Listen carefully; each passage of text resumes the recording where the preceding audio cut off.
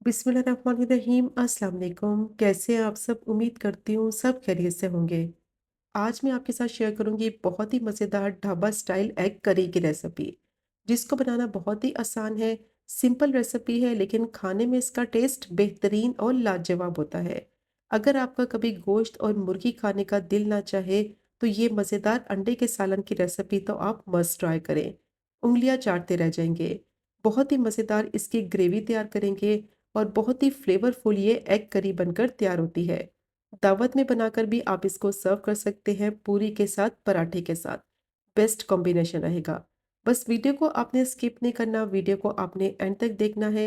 सारी टिप्स मैं आपके साथ शेयर करूंगी कि मज़ेदार फ्लेवरफुल एग करी को किस तरह से बनाया जाता है। तो चलें फिर शुरू करते हैं इसको बनाना। तो मज़ेदार एग करी बनाने के लिए 6 अंडे लिए हैं, इनको मैंने बॉईल कर लिया है। अब इनमें गहरे-गहरे कट्स लगा लेंगे। अंडे का जो ऊपर वाला हिस्सा है उसमें इस तरीके से कट्स लगाएँगे। जिस तरह से प्लस का साइन होता है बस उसी तरह से कट्स लगा लेंगे। तो इससे क्या होगा कि जब इसको फ्राई करेंगे ना तो मसाला इसके अंदर तक जाएगा और ये फीके नहीं लगेंगे, फ्लेवरफुल बनेंगे। तो सारे अंडों पर इस तरीके से गहरे कट्स लगा लेने हैं। और अंडों की क्वांटिटी आप अपने हिसाब से मसाले में कम या ज़्यादा ऐड कर सकते हैं।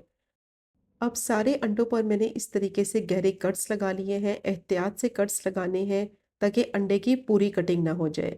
बस जो ऊपर वाला हिस्सा है उस पर कट्स लगाएंगे। अब मैंने पैन ले लिया है, इसमें डालेंगे 1 टेबलस्पून कुकिंग ऑयल। और जैसे ही ऑयल गर्म हो जाएगा तो फ्लेम को बिल्कुल लो कर देंगे। और अब इसमें डालेंगे 1/4 टीस्पून नमक, 1/4 टीस्पून लाल मिर्च पाउडर और 1/4 टीस्पून ही हल्दी डालेंगे। थोड़ा सा फ्राई कर लेंगे मसालों को लो फ्लेम पे ताकि इनका कच्चापन ख़त्म हो जाए और खुशबू आने लगे। और साथ ही इसमें डाल देंगे अंडे। अब अंडों को भी फ्राई करेंगे मसालों के साथ।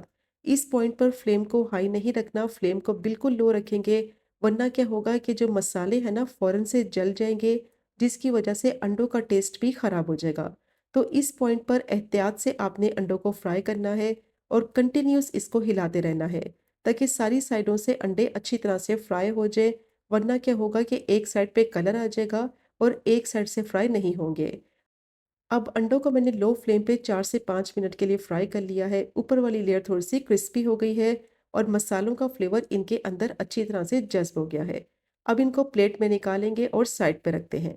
अब मैंने पैन ले लिया है, इसमें डालेंगे 1/3 कप कुकिंग ऑयल। और जैसे ही ऑयल गर्म हो जाएगा तो इसमें डालेंगे 1 टीस्पून ज़ीरा। और ज़ीरे को क्रैकल हो जाने तक फ्राई कर लेंगे कि अच्छी सी खुशबू आने लगे। और जैसे ही ज़ीरा फ्राई हो जाएगा तो इसमें डालेंगे चॉप की हुई प्याज़। एक बड़े साइज़ की मैंने प्याज़ ली थी, बिल्कुल बारीक उसको चॉप कर लिया है। और अगर आप छोटे साइज़ की प्याज़ लें तो फिर आप 2 ले लें। प्याज़ को बिल्कुल बारीक चॉप करना है ताकि मसाले में ये अच्छी तरह से मिक्स हो जाए। अब इसको कंटिन्यूअस चम्मच चलाते हुए फ्राई कर लेंगे 3 से 4 मिनट के लिए ताकि प्याज़ अच्छी तरह से फ्राई होकर सॉफ्ट हो जाए और इसका कलर हल्का गुलाबी सा हो जाए। प्याज़ का कलर डार्क नहीं करना वरना मसाले का कलर ख़राब हो जाएगा। तो 3 से 4 मिनट के लिए मीडियम टू लो फ्लेम पे प्याज़ को मैंने फ्राई कर लिया है। इसका कलर हल्का गुलाबी सा हो गया है और ये सॉफ्ट भी हो गई है। अब इस पॉइंट पर इसमें ऐड करेंगे 1 टेबलस्पून लहसुन अदरक का पेस्ट।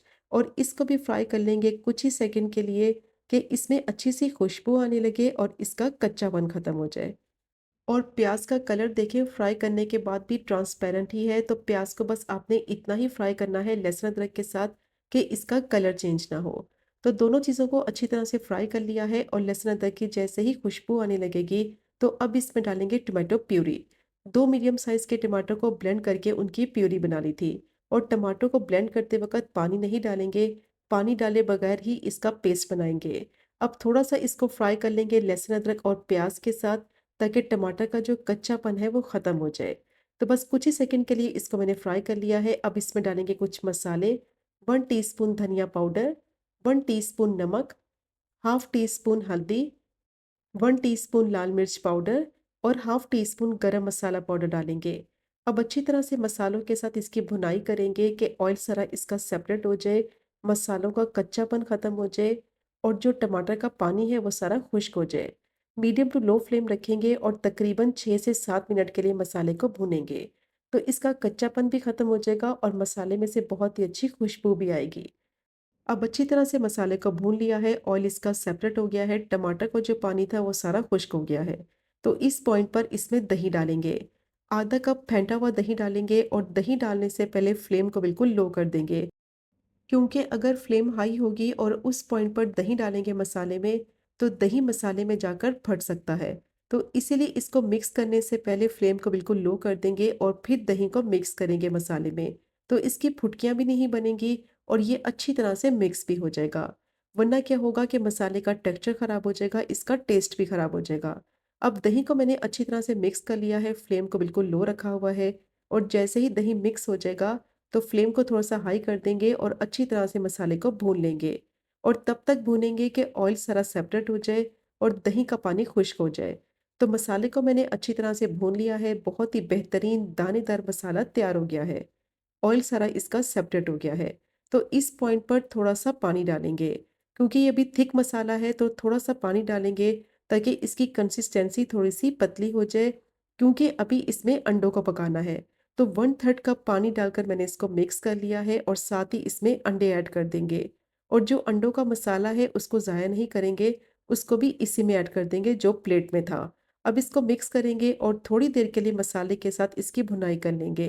तकरीबन 2 से 3 मिनट के लिए और फिर इसको लो फ्लेम पे पकने देंगे तकरीबन 5 मिनट के लिए, ताकि मसाले का फ्लेवर अंडों में आ जाए। तो अंडे को मैंने थोड़ी देर के लिए भून लिया है, अब इसको कवर कर देंगे और बिल्कुल लो फ्लेम रखेंगे और 5 मिनट के लिए दम वाली फ्लेम पे इसको थोड़ी देर के लिए पका लेंगे, ताकि परफेक्ट कंसिस्टेंसी के साथ मसाला बिल्कुल रेडी हो जाए। तो 5 मिनट हो गए थे इसको पकते हुए, अब चेक कर लेते हैं। बहुत ही ज़बरदस्त एग करी रेडी हो गई है और ये इतनी ज़्यादा टेस्टी बनेगी कि इसके आगे आपको गोश्त और मुर्गी का सालन भी अच्छा नहीं लगेगा। उँगलियाँ चाटते रह जाएँगे आप इस अंडे के सालन को खाकर। बहुत ही मज़े का बनता है। अब लास्ट में इसमें डालेंगे बारीक चॉप किया हुआ हरा धनिया और इसको अच्छी तरह से मिक्स करेंगे, फ्लेम को बंद कर देंगे। इसको ज़्यादा कुक नहीं करना, वरना क्या होगा मसाला ड्राई हो जाएगा। बेहतरीन एग करी रेडी हो गई है। इसको आप चपाती के साथ भी खा सकते हैं, चावल के साथ भी खा सकते हैं और पराठे के साथ भी खा सकते हैं। और मसाला देखें इसका कितना बेहतरीन दानेदार बना है। तो बस जो टिप्स मैंने आपके साथ शेयर की हैं उनको आपने फॉलो करना है और जब आप इसको फर्स्ट टाइम में ही बनाएंगे तो बिल्कुल परफेक्ट आपकी दानेदार मसाले वाली ये एग करी बनकर तैयार होगी और वही टेस्ट और वही फ्लेवर आपको मिलेगा जो अक्सर आप ढाबा में खाते हैं। तो ज़रूर ट्राई कीजिएगा ये मज़ेदार एग करी की रेसिपी को, जो कि बनाने में बेहद आसान और खाने में इसका जायका बेहतरीन और लाजवाब। और अगर आपको आज की वीडियो पसंद आए, रेसिपी पसंद आए, चैनल को ज़रूर सब्सक्राइब करें, वीडियो को लाइक करें और शेयर करें। इंशाल्लाह मिलेंगे अगले कुकिंग व्लॉग में फिर एक नई रेसिपी के साथ। तब तक मुझे अपनी ख़ास दुआ में याद रखें। अल्लाह हाफ़िज़।